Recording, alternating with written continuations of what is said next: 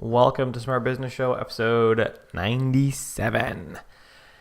Today, we are talking about why doing your work is only 10% of your business. And what I mean by that is, so I started building websites. Doing the actual building websites is really only 10% of my business. The thing is, most people that are starting to work for themselves, freelance, run their own business, consult, whatever you want to call it, they earn a job and they are technically good at their job. So they're a good designer, a good developer, a good writer, a good whatever. And from there, they say, hey, I can do this on my own because I'm good. And that's true. That's where it starts. You're good. So you can do it. But there's a lot more to your business than just being good at your single craft.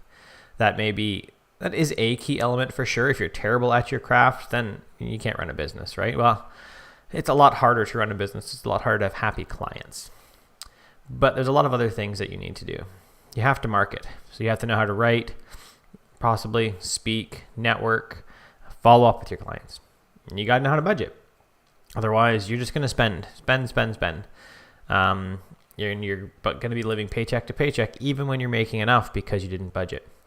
You have to know how to do admin stuff, like your receipts, enter them all in.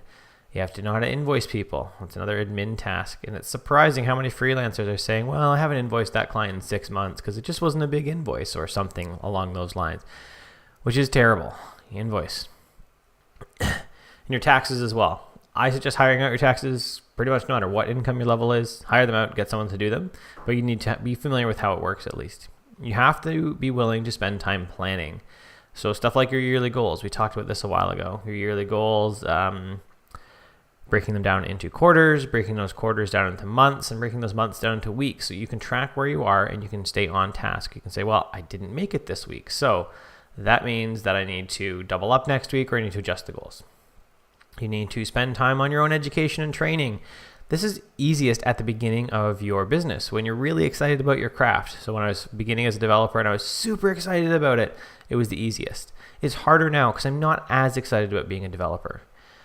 I have to go seek out things. I still do end up learning a ton as I'm on client projects and I come up with some weird scenario and I'm like, I don't know how I fix this. I don't know how to do that.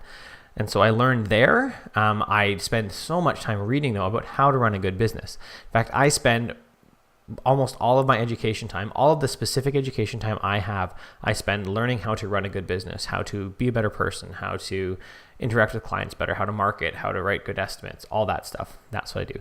And you have to deal with client services is the last one. So you need to know how to keep clients happy.